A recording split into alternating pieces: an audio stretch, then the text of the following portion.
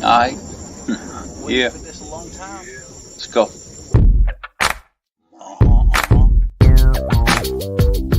Here goes buddy, money, there. Joe's paranormal.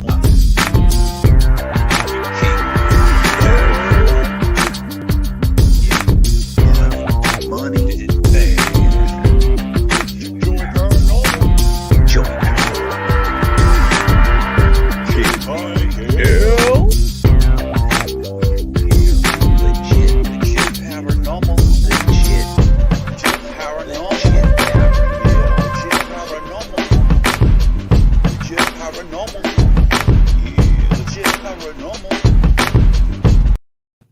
Hey, who'd you talk to? What's going on?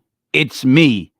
Mike Lepre, King Michael. This is Legit Paranormal, brought to you by legitpodcast.com. It is Sunday night. I love Sunday nights. A lot of people don't like Sunday nights. A lot of people suffer severe stress on Sunday nights. I don't. It is August 7th, 2022. That is 0807-2022. Buddy, I don't know, 8, 7, and then 6 if you add up all the twos. That's all I got for you for the math geeks. But joining me as always, Buddy Money there. What's up, buddy? Good evening, Mike. How you doing tonight? I'm doing good, dude. I'm doing good. So Staying again, cool? Are you staying cool in North Providence, Mike? Buddy, I'm always cool. What's your problem? It is so freaking hot out there, man. But check it. So we're broadcasting over 3 channels. There's the Legit Paranormal one, there's the Legit Podcast one, and then there's I think it's the Legit Fantasy Sports one. I'm sorry. So I just want to make sure that everybody knows that's what's going on. Go ahead, buddy. It's beautiful. Nothing better keeps me cool during these wonderful hot summer months than a nice, cool, delicious beer. Tonight I have a very special beer, Mike. It's called Kingston's Finest. It's brewed by Shades On Brewing Company down there in Kingston, Rhode Island. Kingston's Finest was brewed for this year's Rhode Island National Guard Leap Fest. I don't know if you can see that. It was established in 1982. It's it's basically a competition put on by the Rhode Island National Guard, and they host several jumpers, paratroopers from several different countries. This year, there's 8 different countries being represented. Guatemala, Germany, Britain, I believe, are some of them, including the Rhode Island National Guard paratroopers here in the United States. And they got their own beer done for Leap Fest. And I was lucky enough to grab one of these cans that sold out real quick because all these guys from all these international countries came down and enjoyed some of the good beer before they jumped out of airplanes and landed. That's a good idea. I think that's a good idea. I think it's a good idea to beers before you jump out of a plane. Cheers to Major Jeffrey Ahern, who saved this wonderful beer for me. It's an American corn lager. I'm not usually drinking lagers on the show, but a lager is a good beer to have in the summertime because it's easy to drink. And salute to the Rhode Island National Guard and this year's Leap Fest. Thank you, guys. Just really quickly, if they can get that beer made, why do we not have Legit Paranormal? I'm working on it. I know the guy at Shades On. He's my cousin's best friend. So and we should have our own beer by now, bud. We should have our own beer, Mike. Just want to drink it. All right. Do the introductions, will you please? So joining us this evening is she's been on the show twice already. She's a wonderful author. She's a fellow radio hostess. She's a parapsychologist. She's a UFOlogist. Lovely, beautiful, and talented Jean Broida. Welcome back again to the show, Jean. We need to get you a gold jacket. Yep. I'll take a gold jacket, but I don't require one. My needs are few. The universe is abundant and showers benefits upon me. It's so good to be back. Yeah, I was here like a year ago. I was just checking dates because that's what I do. I'm a factoid. I was here first on August 8th, 8/8. So I heard King Michael doing a little numerology kind of thing with the date. So we got 8/7. I was here first on 8/8/21 to the day. What was the second time though? Because this is the third show. Second time because I pinch hit in December for all the guests who book appearances months ahead, like I had to do to be on your great show, and it's so worth it, the wait, plus the excitement building. So it was December 12th, 12/12/21 for all you Nice. numerologists. That was a nice. great. That yes, was that's and that right. was an excellent show. We ran on at the mouth, as I recall, went over the hour, but Yeah. with no regrets. So we'll see what happens tonight. That's Nice. that. Yeah, that's fantastic that you remember the dates. I can't Oh, remember. I didn't remember. I wrote them down. I log everything. Oh, I don't. Yeah. No, Gene, I'm at the point now where I literally walk into every room, and if anything else pops in my head, I now go, "What am I in the room for? God damn it!" Like I can't. Like I got so much going on in my head that if you throw one more little wrench in there, it's like, "What am I? Where are my keys?" Like I've hunted for my keys over the last 2 weeks, way more than I'd like to admit. Now, let's get into this. UFOs. One of my favorite topics. To speak of, with any guest, because it we run the gamut and what we believe in. I got it right here for you. So that's a little bit better. But I know, yeah, I'm thrilled. And here's the back. So this is back. we All got right. we got the daytime crash. I Yep. know I'm interrupting, but you know how I roll. I know. Yeah. Here's the and my excellent pal and now roommate Daryl by Daryl.com realized the art in software. So this is Second Life software that made these. I don't know how it works. It's magic. It's voodoo. But the front, this is my design. Crash in front, retrieval in the back, dead of night, army truck. See that? Nice. Nice. That's how I roll. It's Yeah. about the conspiracy. It's about the cover up. Carry Yes, on. all right. Cheers. Yes. Yeah, chug. Every time I say conspiracy, let's chug. Oh boy. Mhm. See, that's like the one thing that I've somewhat avoided going down the rabbit hole of, because I have a lot of beliefs in conspiracies that I think Yes. if I told people, they'd freak people out. I believe a lot of things are fixed. I think being, hey buddy, you're drinking, right? I think Yeah. being an Italian and growing up an Italian, there you go, you are prone to watching out for people just trying to con you or not give you the full truth. You're trying to read them. And the way the government's handling it now, burying it, making it seem like it's just no big deal, it's just really, it's been freaking me out, because it makes me wonder, what do they cover up way back? Like, when did this start? How far back have they been covering it up? And then the other thing is it possible that we have that gene in us, and is what that missing link thing is that turned what they claim apes evolutionary to us? All great questions, and the short answer is yes. That's a short answer. But Okay. I want to go back to the very first thing you said, which is about media silence and sweeping under the rugness. There have God. been recent developments, and I spoke about these 2 nights ago, and I want to repeat the message because I think it's really important. And I'm going to try to be more brief. I'm Good. better acquainted Go with ahead. the story. I know Go it's ahead. hard for me, but I researched this because I wanted to know myself what went down, so to speak, at the congressional UFO hearing last May. It was May 17th. So Yep. May 17th, 2022, the first congressional hearing, and with sitting representatives, not retired representatives. So Stephen Greer had organized, and others had organized, the first congressional or quasi-congressional hearing. I think it's been like 50 years. I think I saw that in passing, because Dr. Greer, of course, has become and others have become very excited at this congressional hearing. So I thought, should I be excited too? Well, long story short, no. And here's why. Okay. So I watched a video. I don't have a lot of time and I want the inside skinny. So I found a YouTube video. It's called Everything Revealed at the Congressional UFO Hearing in 10 Minutes. Wow. My kind of video. My kind of video. Yeah, Okay, Cliff so Notes.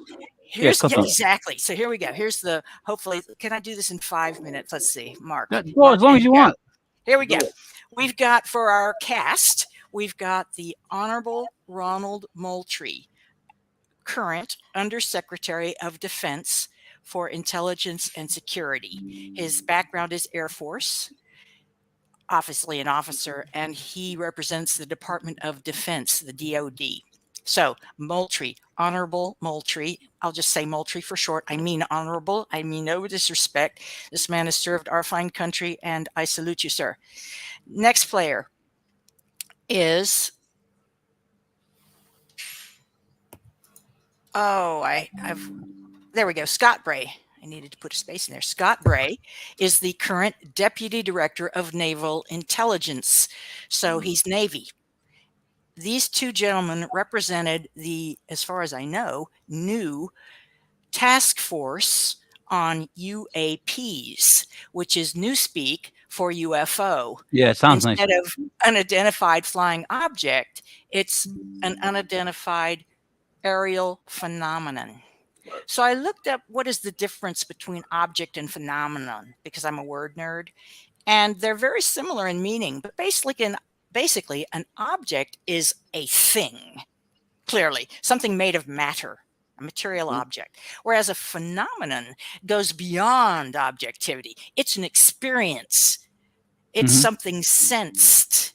So perhaps the military is admitting that there's more to this UFO stuff than just the occasional laughable report about seeing lights in the sky.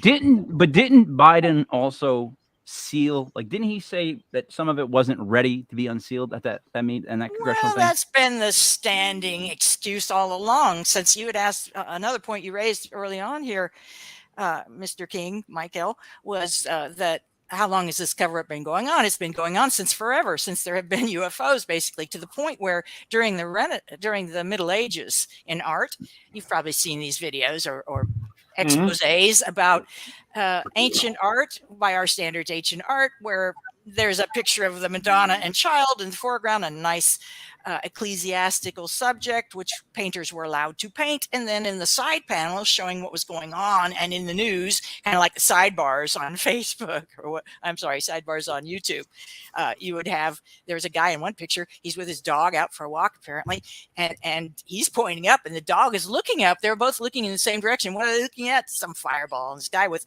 an occupant, one of them has an occupant. I'm like, oh yeah. So the church would not allow any talk of this heresy. One true God, that's it. No extraterrestrial beings allowed in this perfect universe. Or are they? And then later on, after World War II, it became more of a technological argument, as in the government and its contractor agencies. These are engineers, it's engineering agencies. And then a little bit later, but not much longer later, the intelligence agencies and enforcers of the intelligence agencies. So that was the NSC, National Security Council. And a couple of years after that, the CIA was formed explicitly to be bodyguards and thugs. Yes, I said thugs, for the NSC, which later became the NSA. We have today National Security Agency. Now, in the very beginning, I've read a credible report that the NSC only had one purpose, and that was to deal with the UFO problem in the United States. And it was regarded as a problem because there was great technological potential to be had by the right people, and the right people were the ones who had control of the military and government, and they decided to keep all the intel and power for themselves. And to do that, because reports were flooding in from around the country of seeing UFOs, and not only from Ma and Pa Kettle on the porch of their farmhouse out wherever, but from military observers and other trained observers, people who knew better than to give spurious accounts of swamp gas, the planet Venus, or the phase of the moon. So this kind of thing was going on. And there's a lot of history I'm just going to gloss over. This has been going on a long, long time. And so what's going on right now is really interesting, in my opinion. Wait till you hear what they're up to now. Go ahead, buddy. What do you say? I don't want to interrupt. I'm thinking about. Is it a conspiracy, Josh? The history of UFOs and the history of what I understand of UFOs. I was one to point out that it was big during like the Renaissance and seeing like paintings of it and stuff. But we only hear of like abductions in like the last 100 years or so. Why is that? And if so, are there more stories of abductions that date back before the 20th century, or is it Well, Why I is it think all just in the 20th that's a century? great You know what I'm question, saying? buddy. And I think the answer is that you can't paint. I think it'd be harder to paint an abduction into a sidebar of a religious painting. I think, True. I think it would. But you know, there is that wood cutting that you make prints from I want to say some. I don't think it was Nuremberg, Germany, but somewhere in deep Germany, there was an aerial battle with all kinds of strange shaped ships depicted by several reporters, if you will, people Right. who many It people just observed and a few people conserved or preserved the information. If this guy was a woodcutter or knew a woodcutter and drew Mhm. it out, I guess I don't know how this stuff goes down, but is it It just true? seems Is like it false? I don't know. in the last 50 or so 60 years, there's been a ton of abductions, and you don't Well, hear you it know, before. that really shot up in the 1980s. But Betty and Barney Hill, which is an early chapter in my book, Unknown Objects, the top New 10 Hampshire, right? U.S. UFO cases in New Hampshire. Yeah, Yep. that was it. The event happened in the fall of 1961. Came out to the public 4 years later in 1965. So by then, the truth embargo, as Steve Bassett and others so eloquently call it, the truth embargo, as envisioned first by the NSC and enforced by the CIA. That truth embargo took a hold, and anyone who wouldn't let go of this story was either eliminated or ridiculed in public and perhaps would lose a job or family members or whatever. Right. If you want information of this kind, I don't dwell in this sordid past, but I am aware of it and I acknowledge it, and I think it's very relevant to what I'm about to share with the audience here and you guys, as has just happened May 17th. So that's May, June, July, 3 months ago, just short Let, of let, 3 months ago. let me just say this: it's harder to hide stuff nowadays. I mean, I can't go out on my own street without Google taking a shot of me, or Mhm. you find out, like, if you get into a fender bender, you're like, oh, I get into an accident, I don't know what I'm gonna do, and then the police are like, well, there's cameras over there and over there and over there and over there, and they should all have footage of the accident, and yeah, I'm just like, wow, this is it. They have a great way, Gene, of just sweeping important stuff under the rug. My biggest one and my biggest complaint, not to get off the topic, we'll get right back to topic, is the Ghislaine Maxwell issue. So you convict her of doing this. You know that he did this and allegedly killed himself. Allegedly. Did I say allegedly enough? And then we never find out who all these famous people were. That's never to be told, ever. And secondly, is it Eric that you're your roommate? Is Eric your roommate? I can't hear you. Can't hear you. Gene, we can't hear You you. muted yourself. Buddy, was his name Eric? I think. Can she you said hear Eric. me now? Now Oh, I yeah. can. Okay, I'm sorry. I've sat upon my mute button, so I won't be so clever. I was asking All your right. roommate's name. Eric. Daryl. Daryl. Daryl. Two R's and a Daryl. Y. By right, Daryl.com. Great tell him- artist and can you tell software him- god. Tell him to dance a little bit in the background. If he's going to be in the background of the show, he should at least do a little jig, maybe do a little. Give us something. Tell him to dance in the background if he can hear me. He can't hear me, can he? He can't hear you. Hey, Daryl, you're on camera. They want a little dance. Tell me, can you do the Egyptian? Walk like Can you walk like an Egyptian? Come on, man. Do it, Daryl. Yeah, he did it. Yes. There I did it. All right, back to topic. I blocked it. No, I saw him That's do it. okay. It was a good one. It's, All right, it's Gene. dinner time in the Garden of Good and Evil.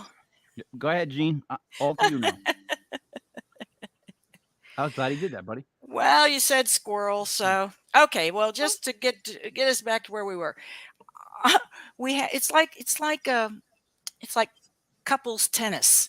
This congressional hearing on so-called UAPs, unidentified aerial phenomena, was like couples tennis. So on one side, on the side of the military, we have the Honorable Ronald Moultrie from the Air Force and Scott Bray from Naval Intelligence, and on the opposing side, if you will, and I only use this sort of competitive and adversarial analogy because of what I am about to tell you. Okay.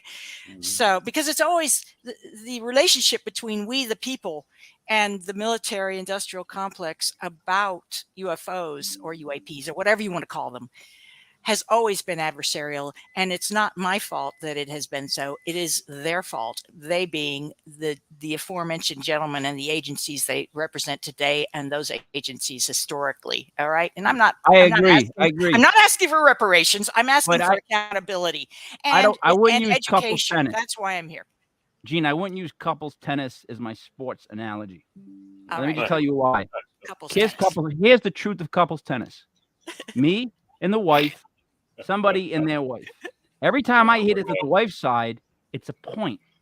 I'm not trying to be mean. It's just totally different. That's why couples tennis is uneven.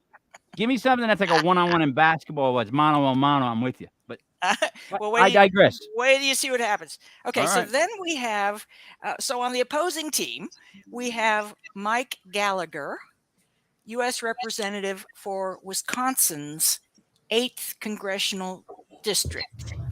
Never He's heard a of it. Republican. And we have Raja Krishnamurti.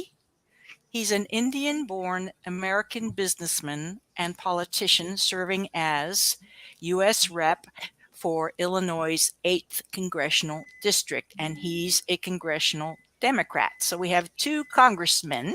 And I he's can say worth men because 500 they're men. We have two He's worth- congressmen, a Republican and a Democrat, on The second guy is team worth opposing 500 an Air points. Force guy and a Navy guy. The second guy Okay. is worth 500 points in Scrabble. Yeah. Right? And I hope That I means- didn't butcher his Oh. name. Yeah, I'm it was sorry if deep. I did, sir, but All right, go ahead. this is a good thing. So now, Okay, so continue.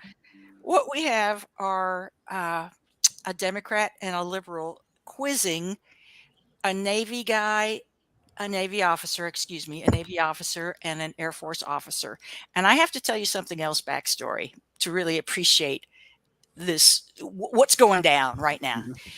Historically, based on my literal decades of research into the UFO phenomenon, the Navy and Air Force have been competing very hard against each other to get the goodies, to get the craft, to get the aliens. Yes, all these things have been acquired, and they usually end up at some place like Wright-Patterson Air Force Base. Wright-Pat has a bunch of sub basements, like Denver International Airport has sub basements, and all these deep underground military bases have sub basements down into the ground, and that's where they stash the cryo tanks. I mean, this is all reported by other people. It's not me making it up. I'm looking for at least three sources that are not related to each other. It's not just one person parroting what the first person said, but they've reached their conclusions independently of each other. I'm looking for at least three, but when you get over to the blackvault.com, you can usually get way more than that and get ready confirmation that this was a thing, this actually happened, and it's more than just a glancing media report, even if it wasn't covered by the mainstream media. I'm thinking again about the rivalry between the Navy and the Air Force. This has been ongoing. And so here we have, ironically, paired together on a UAP task force, a Navy man and an Air Force man, and they are trying to work together to lob and volley the questions they are about to face from Krishnamurti and Gallagher. And by the way, as an aside, a quick aside, Mike Gallagher has recently, and coincidentally with this congressional hearing, he has launched a congressional bill, the first of its kind, to grant whistleblower immunity to any military personnel with UFO information, immunity from bad consequences. This is landmark. We'll see if it passes. But I've talked for years now about the negative psychological and sociological consequence of the pressure of having to keep such a horrific secret. If you see something that is actually otherworldly, if you listen to and watch people who've actually been aboard craft, and I've got psychic talents, but so does everyone. And I'm fooled sometimes. I'm not saying that I have a BS meter that's infallible, but there can be supporting evidence, and I'm looking for that too, of a variety of kinds. there are enough credible accounts from all walks of life to know that this is not merely a media fad or a flouncy story. This is a real thing, and it affects people's lives. Not only the first experience of it, but then you want to tell about it, something that profound that's changing your life. You got to tell people, and you're not. Your boss tells you can't. The military that you work for says no, state secret, national security. If you tell, bad things happen to you, starting with your job, then maybe you yourself, then maybe your family. I mean, this is all documented. I don't make this up. So back to the Future. hearing, back to the future hearing, which was in the past. Past Okay, so Gallagher is one of these guys quizzing these UAP task forces. And so the first one out of the gate is Representative Gallagher. He asks the Honorable Moultrie about an incident that is chapter 7 in my book, Unknown Objects, the Top 10 U.S. UFO Cases, because it is so prominent and it so shaped public perception of UFOs. That's why it's in this book. Malmstrom, it's a mouthful, Malmstrom Air Force Base. Malmstrom Air Force Base. Okay, so what happened was, I'm going to be as brief as possible about this. It's an astonishing story. You can check it out in my book on Amazon if you care to, and lots of other places, theblackvault.com, for example. This has been very well documented by many serious researchers into the topic. Okay, so pre-dawn hours, Malmstrom, which is in the upper missile fields of continental North America, missile fields in the the northern states that reach over Canada into Russia, because they were put in during the Cold War.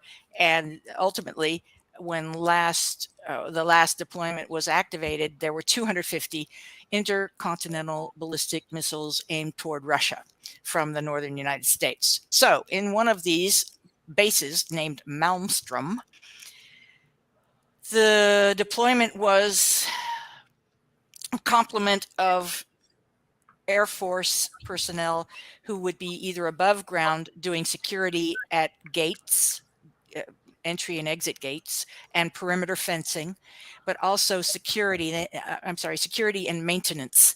They had a lot of fancy equipment for the time, especially very advanced equipment, computers that had never been used in the commercial sector to do this kind of thing. After all, the national defense system is depending on computers, which in the 1960s, remember, were very brand new. We did not have desktop PCs. They were 20 years away.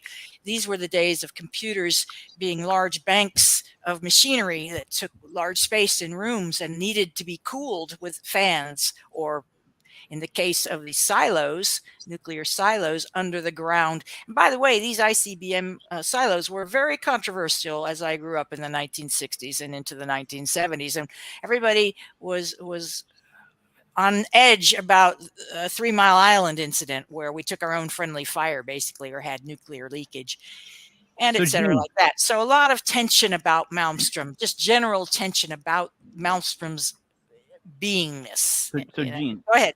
Like, I would think that conspiracy.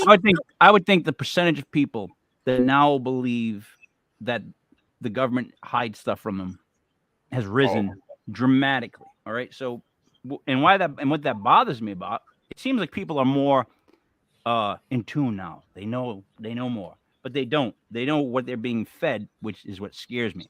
When you make UFOs something that's real, or UPAs or UAPs or GWOs, however you want to call them, when you give them a cute name and you say, yeah, they're TikToks. Oh, we got these things. Oh, we got them.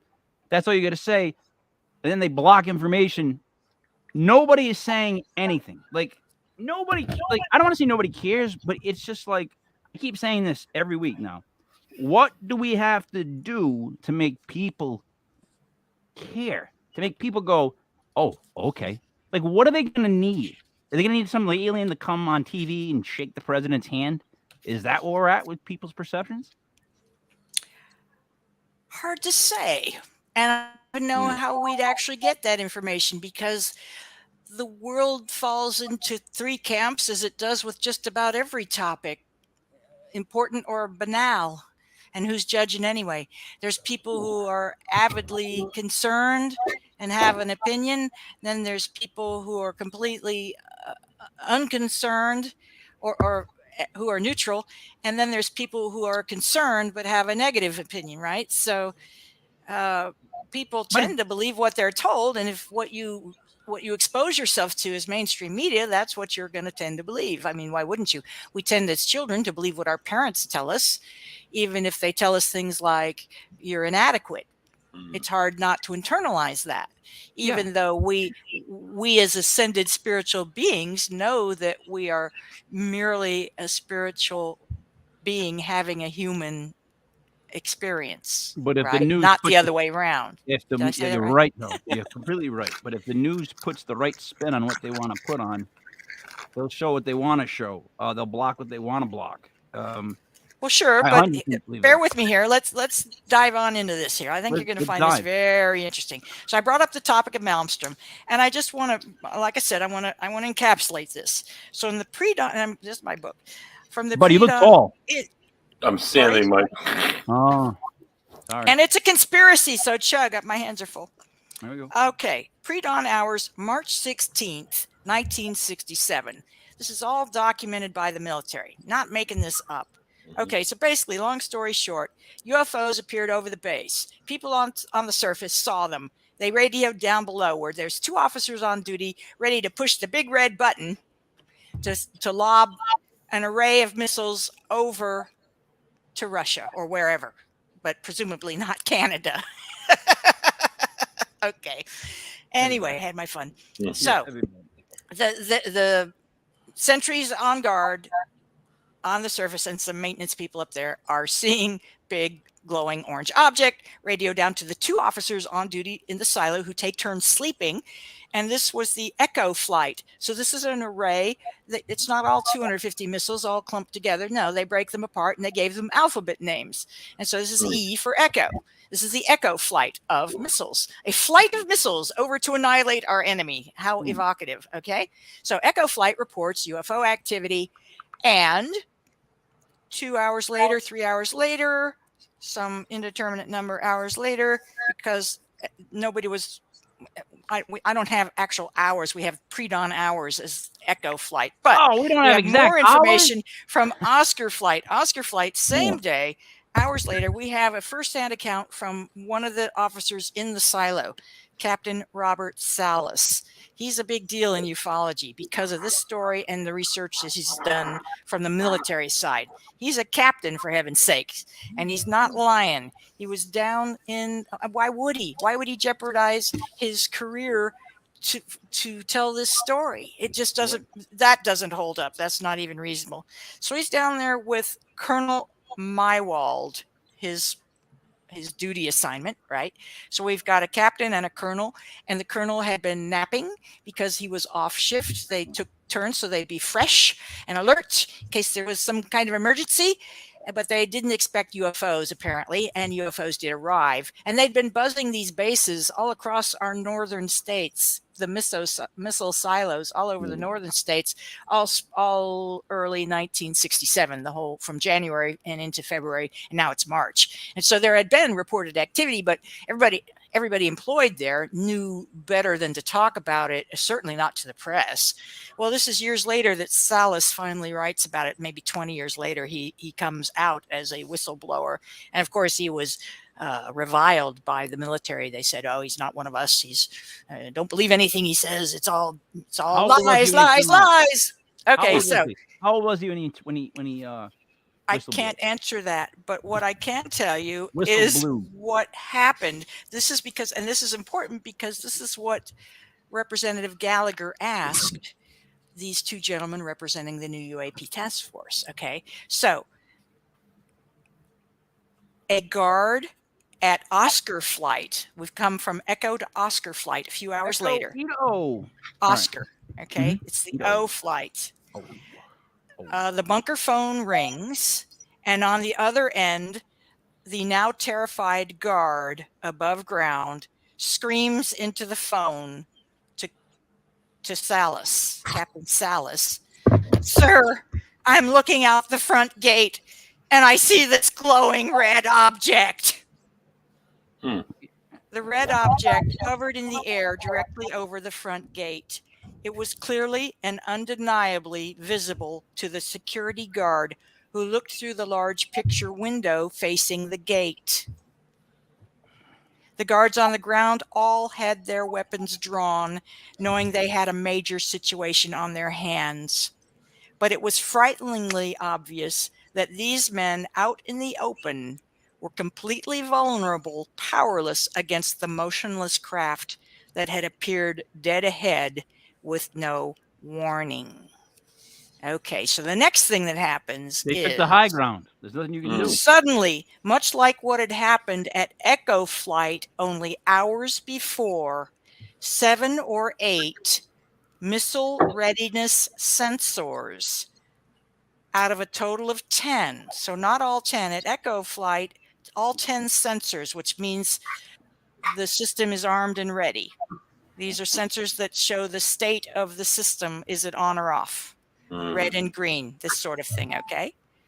So at Oscar, 7 or 8 missile readiness sensors out of the total 10 switched from green lights to red. That means they went offline. One by one, in rapid succession, the 2 missileers watched a significant systems failure disable almost all of the nuclear ICBMs controlled from the Oscar Flight bunker. And it took them 16 hours to restore that service. Wow. They must have shit bricks. Malmstrom, big deal case. Big deal case. So here's Representative Gallagher, who's asking for whistleblower immunity on the UFO topic in a bill to Congress. Smashing watermelon. He's asking him, basically, what up? He says, he raises the incident of Malmstrom, and he says, quote, about this incident, quote, in which 10 of our nuclear ICBMs were rendered inoperable. At the same time, a glowing red orb was observed overhead, unquote. Okay, well, the facts are a little askew. We had 10 plus maybe 8, 10, but in the ballpark, 10 ICBMs offline, inoperable, and a glowing red orb observed overhead. And here's what, can you even guess what Bray, the conspiracist, close enough, would say about Malmstrom? What do you think he might say? Just take a wild stab. Yeah. Oh boy. Solar flare. I don't know. Solar flare. Comet. Weather balloon. Not even. Here's this, and I'm quoting from this video, the 10-minute summary of the actual congressional hearing. So this is a direct quote of him at the hearing. Bray is saying, Bray, our Navy man, is saying, that data is not within the holdings of the UAP task force. Oh, it's not admissible. In other words, Not that's within fine. the holdings. Not within the holdings. What the heck is a holding? Does That's that mean you admissible. don't hold it? You don't hold it. Does that mean you don't have files on it? How could you not have files on Malmstrom? Okay, well, the soup thickens. Hold that thought. Write it all down before you. Okay. So then Gallagher presses. He's going to press like a smash some contender. watermelons. He's going up to the net. He's approaching the net. He says, "Okay, but are you aware of the report? Because this was military stuff. This happened at a freaking missile silo base. There's military records of this, 2 of them. I mean, come on. Are you aware of the report?" Bray said he had only heard stories and had never seen the official report, nor knew of its existence anywhere in the Department of Defense. I like and Bray. Here's his direct quote. All I can speak to is what is within my cognizance. Big word. Yep. Within the UAP task force, and we have not looked at that incident. Basically, whatever is in my knowledge that I know and is in that thing, I looked at. But it's not in there, so I didn't look at it. So far. I like Bray. He deflects well. I Come hang out on, with that Gallagher. guy. Gallagher's not over yet. He's still volleying. He says it's a pretty high profile incident. You're the guys investigating it. I mean, who else is doing it? I'm with them. I'm on their side. Okay. So now Moultrie, Air Force guy, he jumps in to rescue Bray, who's at a loss for words, basically. He knows a lot about Malmstrom. He's clearly lying. Bray is clearly lying, and he's sweating bullets, basically. So Moultrie jumps in, and he says quickly, he cuts Gallagher off. Says, I mean, who else is doing it? And Moultrie jumps in and says, if something was officially brought to our attention, we would look at it. There are many things out there that aren't officially brought to our attention. So then Gallagher asks how official bringing it to the UAP task force needs to be. Yeah. Wasn't his request at the hearing official enough to satisfy that requirement? And so Moultrie says, this is classic, we'll go back and take a look at it. That's a lie. Huh. That's a good At one. so many levels, that's a lie. They have looked at this in and out. It's infuriating. We'll go back and take a look at it. That's a dismissive statement right there. But generally, there is, and here he starts stammering, which every Toastmaster knows means you don't know what to say next. It's fill words. He's like, generally, there is an authoritative figure that says, there is an incident that occurred and we'd like you to take a look at this. But in terms of just tracking what may be in the media that says something occurred at this time, at this place, there are probably a lot of leads that we would have to follow up on. And I don't think we have the resources to do that right now. Gene, here's the thing. Conspiracy much? Yeah, so Gene, listen. Here's what I equate this to. A buddy comes into the store and wants to buy an apple from me, and I tell him I can't sell him the apple because I need 2 forms of ID. Buddy comes back with 2 forms of ID, goes to buy just an apple. I'm like, nah, you can't buy the apple. I need a written letter from your landlord showing that, proof of residence and a couple utility bills. And buddy's like, I just don't want the apple that bad. That's what I base this whole UFO thing on. Like, they keep doing this stuff. No matter what you say to them, they just go, I don't know. Oh, we haven't looked into it yet. Or to say, it's not in my cognizance. So therefore, I'm not thinking about it. And it's not in what we wrote. So if it exists outside of here, it's unofficial. That's infuriating on so many levels because they can do that with anything. But I digress. Continue. I totally agree. Totally agree. Buddy, you have something you want to pitch in there? Oh, Yeah, right. I'm ready to go on. We're done with Gallagher, but now I want to go into Krishnamurti. Gallagher smashes watermelons. I'm sorry. Yeah, I'm I just know. blown away. Wasn't that You don't- awesome? Wasn't that you awesome, get that. Gallagher smashing Yeah. watermelon? You get that, Really? buddy. Does not. Buddy, do you Comic get that? genius. Do you get that joke, buddy? I keep What, the saying Gallagher? Yeah, smash the watermelons. Yeah, I remember him. it. I just want to make sure you Yeah. got it.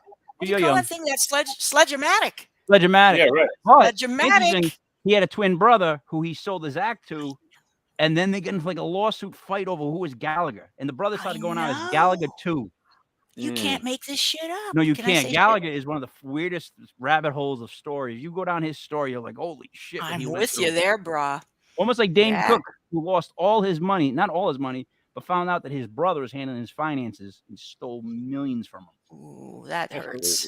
It hurts when you don't trust people close to you. I'm sorry. Let's go back to this now. Okay, we're I wrapping don't up the trust congressional government. hearing, and then Here we'll we go go. to other topics of your choosing, Let's go. and we can free associate. So, Krishnamurti, he's asking about wreckage. How about wreckage? Have we come across any wreckage of any kind of object that has been examined by you? So now Krishnamurti's picked up on the fact of this cognizance and Like a bullshit holdings. bullshit Do you have clause, any yeah. wreckage in your holdings, Bullshit clause, yeah. sirs? Okay, so Bray is trying to answer. Bray is answering again. Bray is apparently the major mouthpiece, and Moultrie jumps in when Bray doesn't know what to do. He hasn't been prepped for these. Here are 2 guys who apparently know nothing about UFOs in charge of the UAP task force. This does not inspire a lot of confidence amongst me, at least. Did they do And- who's on first at any point? They might as well have done. So, wreckage. Here's Bray's answer. The UAP, and we didn't see this coming, the UAP task force doesn't have any wreckage that isn't consistent with being of terrestrial origin. Okay, well, that can be true if the UAP has nothing, basically has nothing. They've been given nothing. They hired people who know nothing about UFOs, have never seen anything or experienced things about UFOs, have not seen any wreckage anywhere, and therefore are not lying when they say the task force doesn't have any wreckage that in other words, we don't possess any, we don't have any in our holdings. Well, Mhm. what about wreckage outside the holdings of the UAP? I mean, it's very hard to get a straight answer with this kind of attitude coming from the military, but it's the conventional attitude. It is the I know historical this attitude. might Okay. sound dumb. This might sound dumb, and probably will, because I do speak for the dumb. But continue. I'm not going to ask. I'm going to wait. Continue. Oh, I got them out of order. Krishnamurti's first question was, have we attempted to communicate with those objects? Well, you know, remember Carl Sagan back in the 1970s, the golden disc with data on it and Voyager and the messages and all that. We've been radio telescopes. We have been trying to communicate with these beings and their objects for decades. Okay, so here's Bray's answer. You can't get any shorter than this. So here's the question: have we attempted to communicate with those objects? And here's Bray's answer: no. That makes no sense. Did they ask them though? Then let me ask you this, then, Bray. What is it that you do? Like, what is your job requirements? Like, but wait, there's more. At that point, Bray brought up again some very short, sketchy video that these gentlemen showed the Congress people at the beginning of the hearing. There were some snippets of that at the very beginning of the 10-minute synopsis that I drew my information from here. I can't stand more than 10 minutes of this bullshit, for one thing. Did I say bullshit? I did. Okay. Back to Bray. Yeah, Bray. So Bray is saying that he's saying that we didn't communicate. He's saying we didn't communicate the last time. Okay, yeah. Have we attempted to communicate? No. Oh, yeah. They showed these videos, and the videos they showed were like, I'm not kidding you, 2 seconds of something whizzing by. 2 seconds, something, not even the tic-tac, not even the tic-tac UFO, which is only apparently a very short fraction of minutes and minutes, hours of compiled footage, recordings. That's the term we use today. Newfangled. Yeah, recordings. There's lots VHS. of military recordings from countries around the world of these. And so what they're showing the Congress people are crappy video. And so here's Bray, and they planned it because here's how Bray ties it into it. He said, no, we haven't attempted to communicate them because these UAPs appear to be unmanned. They flit around. They flash by so fast, no action can be taken. And then Krishnamurti says, I assume we've never discharged any armaments against a UAP, correct? And Bray says, that is correct.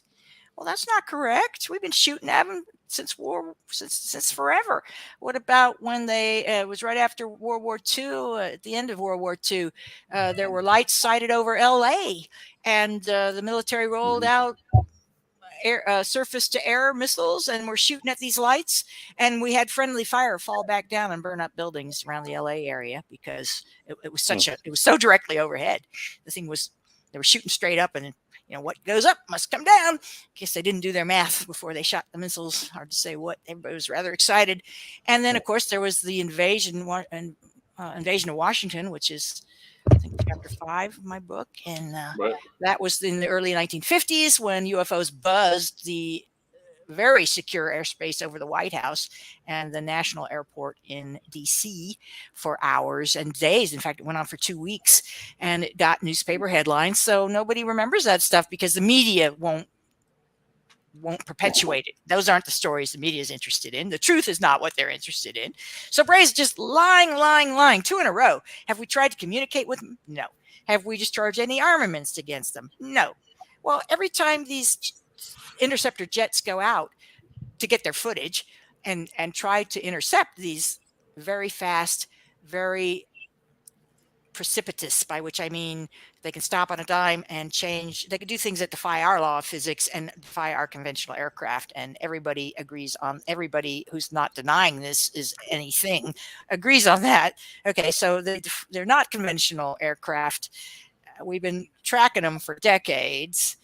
And so then Krishnamurti asked about the wreckage, and Bray says the task force doesn't have any wreckage that isn't consistent with being a weather balloon, basically being of terrestrial origin. So finally, Krishnamurti asked, this is the last one, did the U.S. have any sensors under the water to look for UFOs in the oceans and seas? And Moultrie said, he started to mutter, and I had to really crank up the volume to hear what he said. He really didn't like this question. And he said this was a matter, quote, more appropriately addressed in closed sessions. So he can't be talking about underwater sensors in front of us, the people who pay his salary. Well, that's because they're going to claim too sensitive. They're going to claim it's for defense. Let me go through a couple things really quick. So basically, there was two idiots that went to Congress, and these two idiots were going to say nothing. Their goal was to Bill Belichick it and give you no information. Right.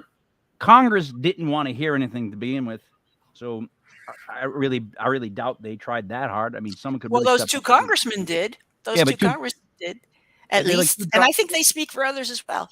I made this point a couple. Go ahead, but I may go ahead. If it drops in the bucket, you need more people to step forward. Secondly, the fact with cable TV is, I think when people start to talk about anything that's like UFOs or paranormal or COVID, they get like a headache and they don't want to talk about it. I swear to you, I hear people I start to talk to them and it's like you're giving them a headache, and they just blindly change the subject. That I believe. And lastly, I've always said the ocean is exactly where ships would go. That would be the perfect place to come from, because even in the freaking origin of time, we came from the ocean. Like they try to say that we came from the ocean, which in my head's always been like, now that I've got all these weird conspiracy theories. Oh, Chug. Buddy just did it. Buddy, what time is it? 51 minutes into the show, and I finally spilled something on the white shirt. That's not that bad. I thought I wouldn't make even half hour. All right. That's pretty good. I do think though that they come from the ocean, Gene. Like and again, listen, think about this. I'm not saying you're wrong, but think about this. Of all the places on Earth, where would you go as an extraterrestrial species that's studying Earthlings and Jersey. maybe messing with us too? Yeah, Jersey, of course. You'd go to the Himalayas. You'd go where it's very, very high, and you'd go into the Marianas Trench or somewhere in the deep ocean where it's very, very low. Yes, and in fact, I wrote an article for the dailyconspiracy.com before COVID ate that job. Thanks, COVID. Never mind. Conspiracy theories. Thanks a lot, COVID. That's such a great thing to say. Thanks a lot, COVID. Yeah, thanks a lot, COVID, for eating my job. As if anybody's like, yay. Right, go ahead. But all right, so Gene, I get interrupted. So what happened in Chicago recently? The orb. Chicago. There's an orb. I don't know. Tell me. You tell me. I've been reading about it. So check this out. I read about it twice, then I couldn't find it again. Oh. I'm not lying about that. My wife showed me an article. I looked it up, found an article, went back, could not find said article. I've had things happen to me like that multiple times. Let me give you another one, Gene. In November of 2019, I was on the CDC website, and in the job portion where you can apply for career opportunities, they had a position, and it was called something virus something team, and it was in 12 cities, and they were hiring all these people. All of a sudden in November, and it was posted in November, the job on the 15th, I believe. I took a screenshot of it. It's no longer there. Well, I have the screenshot still, but they posted a job pre us knowing COVID in November of 19 for this disease task force that was going to be in every major city, like literally San Francisco, all of them, and they were hiring like. They're paying anywhere before it happened. Is that what you're saying? Before it happened, as like people trying to get sick in November, December, because my son's basketball team had a kid who went overseas. Well, that's flu season. And then I saw it. No, but then I saw that online because COVID was starting to be talked about. Because Gene, I caught something in November, December, where my lungs, when they X-rayed them, they were all like spiderwebbed, and I was sick. I was really sick, but I didn't care. I just went home and dealt with it. But it went through the whole house. I'm just saying, like, I saw that job posted. I have that screenshotted. Like, I know they were posting for jobs, so I don't trust anybody. I don't trust anyone anymore, and I don't know where to begin. So who do you trust? That's my question for you. Who do I trust? Yep. I'm not sure I'm prepared to answer that, but I did want to get back to these Wait a minute, to but where seriously. UFOs might hide, and this I whole know, but question about really quick, though, USOs, but really quick, Gene, unidentified submerged objects. Hold I that agree, thought. I but want you to don't get this believe. out. I because I remembered it and I wrote it down. All right, So wait. think about if Wait. So I don't. All right. So if you watch CNN, right, they're gonna tell you one side of stuff. If you watch Fox, another channel, they're gonna tell you the opposite. So we watch the news, knowing that the news we are watching is slanted to one side. So how is it news? So I what don't now? watch What do the I news. believe in? I personally do not watch that news. It's not news. It's slanted to one side. It's Okay. propaganda. Mhm. If you don't see it as Oh. propaganda, you don't see it as propaganda. You're a sheeple, in my opinion. Sheeple. And you're a sheeple person. millions You're a of them. sheep. You're a There's millions of sheeple. them. Yeah, they're in the majority. They're the silent majority. Yes. But historically, the vocal minority changes history. That's why we speak out. We True. want to change history. We don't we want to create some dissent in a government that is increasingly intolerant of even a conversation, much less dissent. I know, but at what point are we? Look, we're at a point where Olympic athletes don't want to like represent the USA.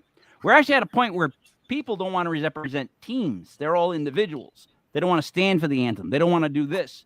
Back in the day, there used to be USA chants. Now, no one believes in it, and that's actually bad in a way because I Well, agree. no one we have is a to very change things. strong word. No one is a very strong word, and I don't believe no one is correct, sir. With all due respect, I agree. Maybe we agree to disagree. There In are what plenty sense? of players. There are plenty of players who would show respect to the flag, but they're not being hired. Why is that? No. There is plenty of them You know that what I'm play. saying? But there is plenty of them that play. But my point is the ones that have the biggest media connection, the ones that are on Instagram, the LeBron Jameses of the world. Well, I'm not a sporting fan. They skew so everything, Gene. I'm sorry, I can't pick up on what you're putting down. I'm trying to tell you. But celebrities of we've all given up. stripes, sports, entertainment, They gave up on the USA. politics, things are changing. And Yep. some is for the better, some not so much. Change is the only constant, right? Yep. I can't account for what other people say or do. I can only be responsible for what I say and do. Okay. I can disagree. And when I disagree, I can make reasons for my disagreement. But what I see is a lot of unreasonableness going on in the world and being accepted as reason. And that's dangerous. Yep. That's a very dangerous position that we're in. Yes. That's my fear. And so in terms of who I trust people who are trustworthy. And who are they? They're people whose words resonate true and whose actions resonate true. People who are self-serving, but also look out for other people. You have to help yourself first before you can help others. But someone who is merely self-serving, merely figuring out a way to dupe the Republican president into calling a national health emergency and 2 weeks to slow the spread, knowing that it was made up, it was fanciful, it was a flight of fancy to get everybody quarantined at home. Allegedly. Because this one person Allegedly. decided that would solve the COVID problem. That would really knock it back. Just will eliminate millions of jobs and send everybody home and make them stay home for at least 2 weeks. And then it was till Easter. That was the middle of April. And then it was the end of April. And then it was beginning of May. And then it was the end of May. And then it was the middle of June. And then finally, enough people had enough of this nonsense. Because you know what? If this I'm not saying it's not a bad disease. It's a bad disease. It is. It kills people. But you know what? Lots of diseases do. And I don't mean to, I know people who have died of COVID. I don't mean this in that way. What I'm saying is when we look at mortality rates, which is what scientists are supposed to do, how many people percentage-wise are dying? This is flu. This is a flu-like morbidity. And because of that, there's been this massive propaganda campaign to convince us there's more to it than there is. Allegedly. And because COVID has now kind of run its course, so to speak, literally and figuratively, the media latched upon the war in Ukraine. Let's fearmonger some more. And we actually do have supply chain shortages that started before COVID, and it's really starting to hurt us now. Real estate really was oversold, and now that bubble is bursting. banks really are firing employees and closing their doors and prohibiting withdrawals, not only in China, but I hear in the United States. This can't be good. None of it can be good. But I put it to you that this whole cultural atmosphere of accepting cover-ups goes back to the UFO cover-up since the 1950s. I think we are so enculturated with believing the nonsense that our government ladles to us on a continuing basis. And even when politicians later say, oh, I was wrong, they're not held accountable. There's no, I'm not even going to go there. There are certain key politicians on both parties. I'm a libertarian, so I bash both parties. Okay, don't call me a liberal or a conservative. I'm a hybrid, and I take the political planks that serve me. Okay, me. I'm not a party gal. I'm a party gal. Conspiracy, but Me too. I'm a free thinker, and apparently that's unfashionable now. Well, we live in a world where people bully other people now. We have bullying go on.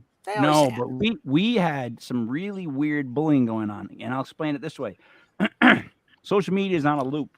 Guns, then like white versus black, then it's women's rights, then they go with the LGBTQ community, and then what's next? They usually have every couple of months they make us fight over a certain thing, and these idiots on both sides just throw all these facts and stats and waste all their time all day long trying to argue a point. The other person's not going to go, wow, you made a great point. I agree with you. Like, you don't get anyone to agree. There's just them spewing this thing. And that's why some people don't want to pay attention, because they see so much shit being constantly said. They're like, right, buddy? Like you hear so much stuff. You get to a point where you're like, honestly, during whatever presidency it is, it's the Democratic presidency now. They're doing everything they can to attack the past presidency. And they'll do it when a Republican takes office. That Republican will attack the past Democratic president. The UFO thing. It's like, yeah, they're just gonna sling shit at it until it goes away, and I don't think it's gonna go away. What I'm wondering is, where is the Space Force while all this is going on? Wouldn't the Space Force be on the UAP task force? In other words, another takeaway, by the way, from the congressional hearing, and this is the military's position, and has always been the military's position to justify their actions all along with the UFO business. They know they can spend as much money as they want, and they are not accountable to the taxpayers for how that money was spent. I love that. And now, decades later, they've built this enormous economy.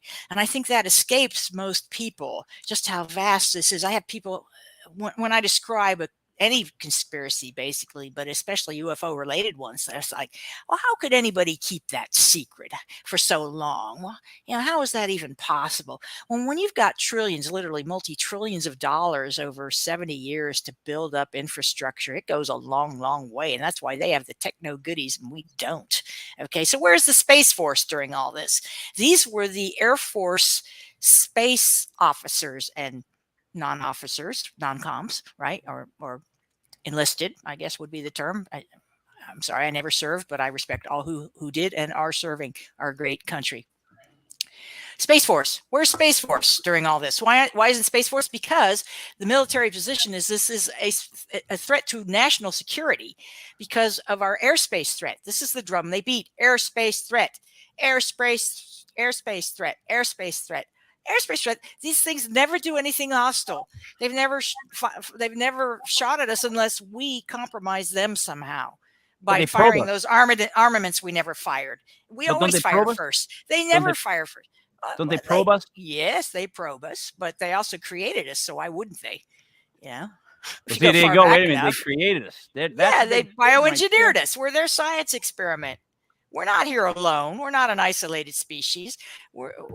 Everything you know is wrong, basically. If they created us, let me ask this, because I'll go on tangents.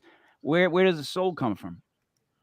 The soul is eternal, and they don't create that, but they gave it a form. They gave it a human form with consciousness and put it into the incarnational system. and many worlds participate in the incarnational system, but not all worlds participate in the incarnational system. So some entities would come here to check out the incarnational system. Let's see what that's about.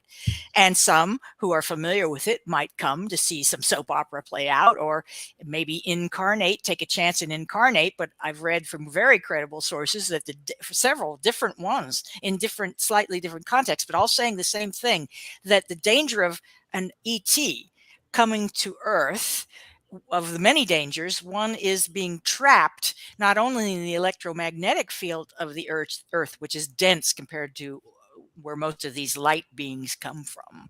Their natural habitat is light, not gravity rich like ours is, with an electromagnetic field as well. So they come to experience mortality because eternity's boring, let's face it, and they get trapped not only in the Earth's magnetic field, and their craft may not be able to escape that, but their consciousness can travel. But if they marry, if they have sex with an earthling, and especially if they beget children, using the biggest biblical term, if they have babies, they're screwed, because now they're in the karmic cycle. They have just entered the karmic wheel by forming attachments on Earth to other beings, especially beings or places or even plants, right? Anything you're attached to will bring you back to Earth, and they fear that karmic net. They fear it. And so they really don't want to be down here very long. And when you put this fact into the context of the Sumerian chronicles of human origin, those 200 fallen angels who were Anunnaki, aliens, who came down from their spaceship, they were cast down without their communicators and without their controlled environment on their ship. So now they were going to suffer the length of days. Again, biblical quote. They have to suffer the length of days, meaning they're going to get younger and younger and younger as generations go on, because they're interbreeding with humans. And even if they didn't, if they interbred only with themselves, they would experience this shortening of days and live shorter lives. Well, when they got down here, they'd already been lusting after humans. They'd made this groovy thing, humans, and the women were luscious. And apparently these guys were getting it on, literally getting it on. At first I thought it was artificial insemination, that this was the kind of language being from ancient times being used to describe something that Earth people really couldn't describe, didn't have the vocabulary for. But the more I look into literature, the more I'm thinking they had dicks. Excuse me, they had sexual anatomy. You already said dicks. Just roll with it. I mean, I said dicks. I said dicks. I can't believe I said that. Why go back? It's a conspiracy. It's a conspiracy theory. Chud. All right. I am. Let me tell you this. I am offended that they think they can come down and watch our mortality. I am offended that they think they can watch us as if we live in a bowl of fish. They don't care. And furthermore, you're accounted for. You're accounted for. You're a bean, and you're being counted. We're just beans disagree. to them. I disagree. I've read, again, many sources agree. They are monitoring. It seems incredible, but they have great compute power. Not only in their own heads, but they have equipment to help them. So then, if you can use the word compute power, they track all of us all the time. I'm sure of it. They don't know who I am. I'm on the They got your number. They have no idea who I am. Listen, they got your number. If you're only alive because they think you're indispensable. They could care less. Let me tell you something. I'm like, if you can use the word dick, then I can say, who are these whores that had sex with all these aliens? Well, quite. Or were they riveted with a mind beam? Bullshit. I don't care what they're riveted with. There is one very interesting story out of Egypt. Okay. Yeah. So the local god was parading around the very hot land. And because it was very hot in northern Africa, where all this was going down, this is where the Anunnaki had spaceports, and they were processing gold being mined in South Africa, the South African gold mines that still exist today.